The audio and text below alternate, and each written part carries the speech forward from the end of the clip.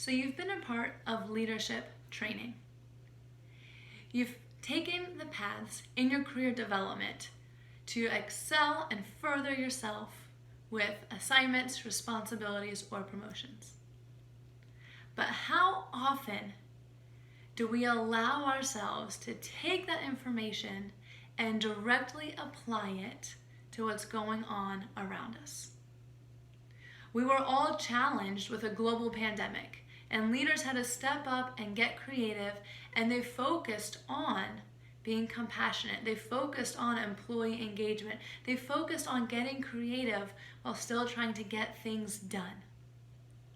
And then as soon as we start to find some normalcy, depending on where you live, you're starting to either go back to work or your area is opening or whatever phase in transition you're currently in.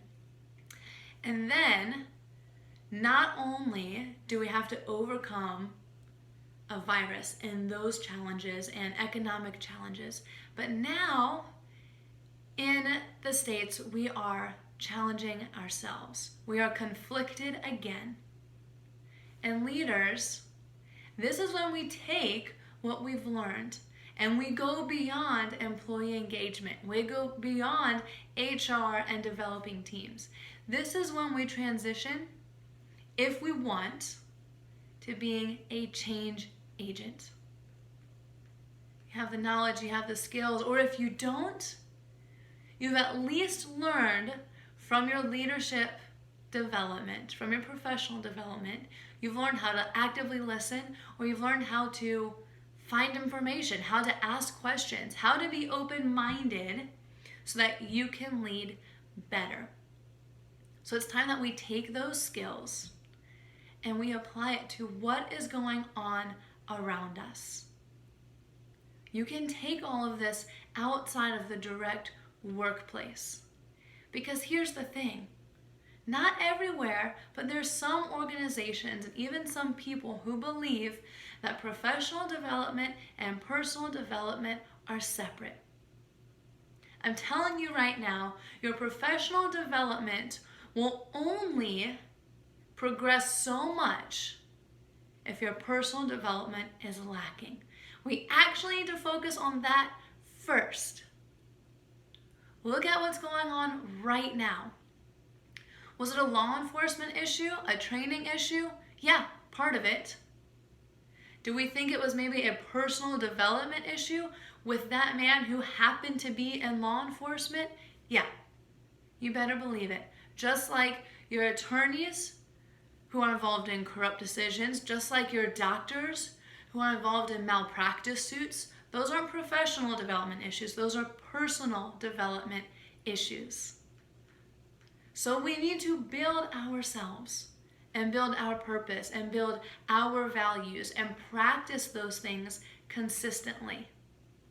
And we need to enhance our communication and seek understanding of others always, always, especially those who have varying viewpoints than we do.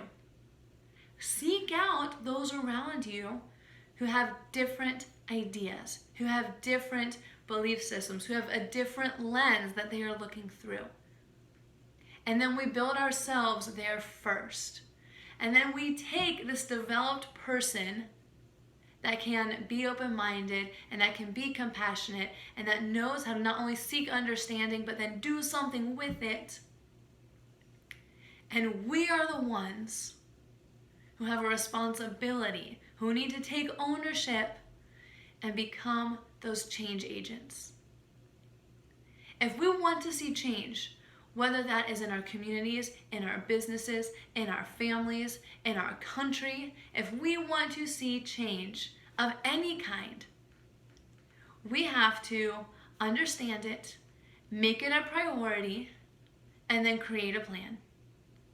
We have to know how to do those three things. If we don't understand it, then we don't really have the tools to move forward and attempt change, not effectively. We have to have that first. If we don't want to take responsibility, if we're not ready to take ownership, then maybe we need to step back and listen a little more, learn a little bit more, and develop ourselves until we are better prepared to affect change. And at that time, we prioritize. We don't worry about 15 other things and try to make subtle changes all over the place, because we will get lost and it'll be ineffective. We prioritize, we find the one thing that needs our attention, that needs our passion, that needs our commitment, and needs our skill set. We find that one thing and we commit to changing it. And then we create an action plan. How do we move forward? What steps do we actually need so we can get the desired success on the other side? This is a process that we should constantly be implementing.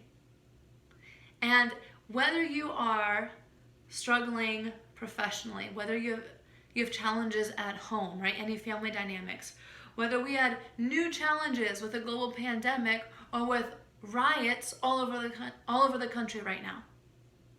There's a lot of emotion stirred up. A lot of it. A lot of decisions being carried out based on emotion. That's where we get to step in. Feel your emotions, take them on, okay? Analyze them, and then create something that can move us forward. And then you repeat this process. Even when we're not challenged by a pandemic anymore, even when riots start to settle down and things start to shift, whatever that may mean, right? I don't know. I don't know when that happens. I don't know how that happens right now.